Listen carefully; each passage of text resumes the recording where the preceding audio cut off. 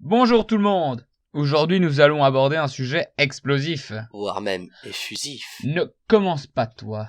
Bon, nous allons parler du volcanisme. Générique.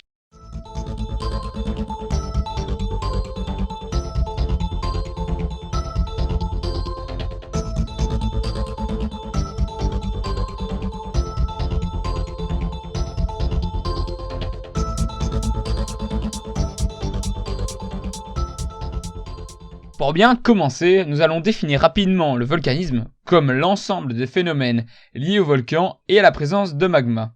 Bon, j'imagine que tout le monde voit ce qu'est un volcan, mais est-ce que la moitié d'entre vous pourra m'expliquer comment il se forme? Et est-ce que vous saviez qu'il y avait plusieurs types d'éruptions volcaniques? Ne vous inquiétez pas, heureusement pour vous, on va tout vous expliquer. Tout d'abord, représentez-vous notre bonne vieille Terre comme une sorte de puzzle en 3D. Les pièces de ce puzzle sont appelées les plaques tectoniques. Il y a des plaques océaniques, d'autres continentales. Elles flottent toutes sur une sorte de mer de magma. Ouais, y a pas intérêt à tomber par-dessus bord alors. Ça m'étonnerait que ça arrive car pour cela tu devrais déjà traverser ces plaques. D'ailleurs, celles-ci ne sont pas stationnaires. Elles bougent selon le mouvement de convection du magma en dessous d'elles. Et quoi, elle se percute alors? Pour une fois, tu ne m'interromps pas pour dire des imbécilités. Oui, elles se percutent mais de différentes manières. Parlons d'abord des zones de divergence. C'est le phénomène qui se passe lorsque deux plaques partent dans deux sens opposés à partir d'un endroit.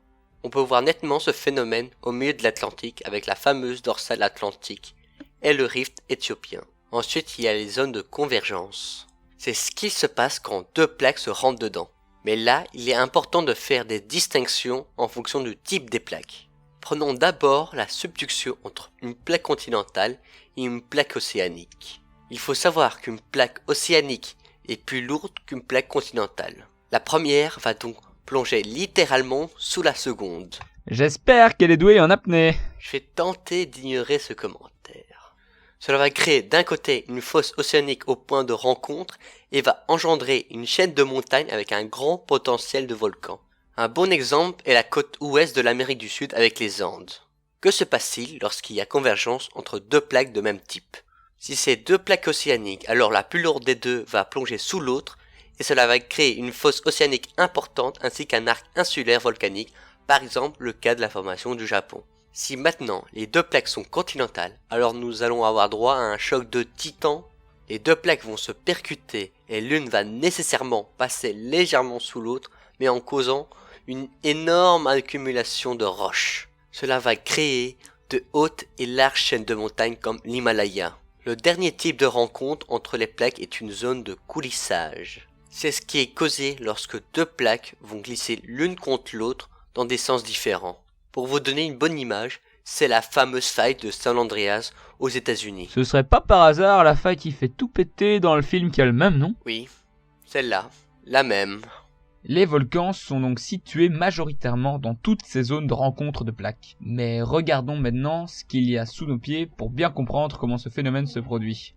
Notre Terre est divisée en plusieurs couches concentriques jusqu'au centre. En partant de la surface, nous avons tout d'abord la croûte, qui peut être océanique ou bien continentale. Suit après le manteau, que nous avons appelé précédemment la mer de magma, et qui est constitué du manteau supérieur et du manteau inférieur. Et nous terminons alors avec le noyau qui est composé du noyau externe et du noyau interne. Si la croûte terrestre présente une faille, le magma du manteau va alors s'infiltrer par ce chemin, remonter à la surface et tada! Un volcan va naître. Ça m'émouvra toujours. Tiens, prends ce mouchoir. Merci. Mais la naissance d'un volcan n'est pas si simple. Revenons au début de l'histoire. Le magma infiltré va stopper son ascension lorsque sa densité sera égale à celle des roches de la croûte.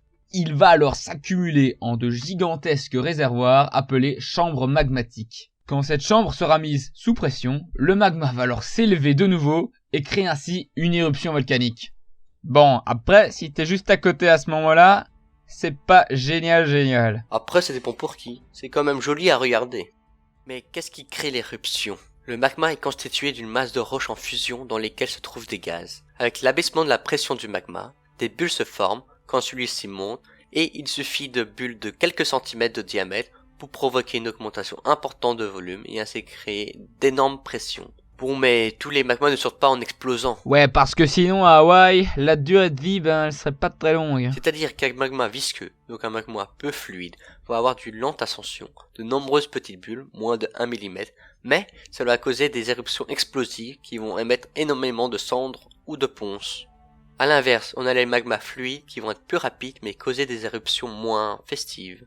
On appelle cela des laves effusives qui vont sortir en émanant des plops, contrairement aux laves extrusives qui vont faire un gros boom. Comme il existe différents types de chats, il existe aussi différents types de volcans. C'est quoi cette comparaison? Oui, je sais, pourquoi des chats?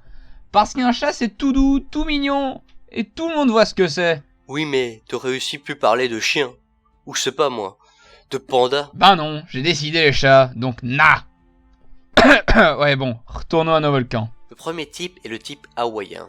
Il est caractérisé par des coulées de lave très fluides, qui coulent dans de nombreuses directions et qui s'empilent en nappes de plusieurs dizaines voire centaines de kilomètres, d'où leur petit nom de volcans en bouclier. Des volcans de ce type bien connus sont justement les volcans à Hawaï, comme le Mauna Loa par exemple. D'ailleurs, l'archipel d'Hawaï est formé par des éruptions successives, et comme la plaque pacifique est en mouvement, cela crée plusieurs concrétions qui se suivent bien en ligne. Mais c'est comme quand on devait se ranger à l'école primaire. Oui, si tu veux. Le cas d'Hawaï va me permettre de vous expliquer un autre phénomène que la tectonique des plaques qui peut causer l'apparition de volcans. À la surface du globe, il y a des endroits où l'activité volcanique reste constante. On appelle ces lieux des points chauds. Qu'est-ce que c'est que ce nom de nightclub? Hélas, l'explication de ce phénomène est encore incomplète. On sait juste qu'à ces endroits, le magma va monter régulièrement, et malgré le fait que la plaque dérive, le point chaud va rester au même endroit.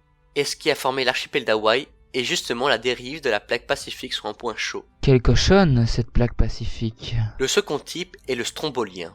La montée du magma est ici très lente, et les coulées de lave sont assez brèves. Tu parlerais pas de Toli par hasard? Ignorons-le.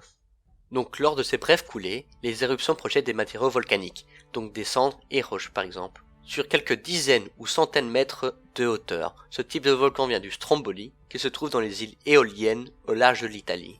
Passons maintenant au type vulcanien. Ici, les magmas sont visqueux et les éruptions violentes et discontinues. Les fragments fins comme des cendres sont projetés ici entre 10 à 20 km de hauteur. Autant vous dire que ça en jette. Bon, je vais tout de suite oublier ce jeu de mots.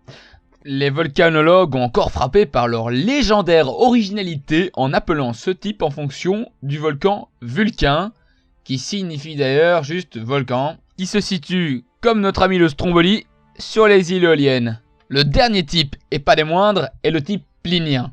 Là, on arrive dans du très gros morceau. Le magma est très visqueux et a donc du mal à sortir de la cheminée du volcan. Cette accumulation de magma augmente énormément la pression interne. Et ben il y a un moment où ça explose, et pas qu'un petit peu. L'explosion est tellement puissante et violente qu'elle peut détruire le volcan lui-même. La colonne de cendres et de gaz qui s'élève du sommet du volcan, qu'on appelle plus communément le panache volcanique, s'élève sur des dizaines de kilomètres et peut causer une surge pyroclastique. Alors concrètement, une surge pyroclastique, c'est l'effondrement du panache volcanique vers le sol. Cette nuée, constituée de gaz chaud et de débris de roche, dévale alors les pentes du volcan à très grande vitesse et détruit, brûle et tue tout sur son passage sur des dizaines de kilomètres à la ronde. Ça n'a pas l'air d'être le pays des bisounours sur ces volcans. L'éruption du mont Sainte-Hélène en 1980 aux États-Unis est une éruption de ce type. Une partie du cône du volcan a complètement été détruite lors de l'explosion. Le sujet étant énorme à aborder, nous allons nous arrêter ici pour cet épisode. Mais d'autres traiteront encore très certainement du volcanisme. Si l'épisode vous a plu, n'hésitez pas à buriner le bouton pouce bleu, à partager la vidéo, ainsi qu'à vous abonner à la chaîne. Sur ce, on vous dit à la prochaine pour plus de géographie.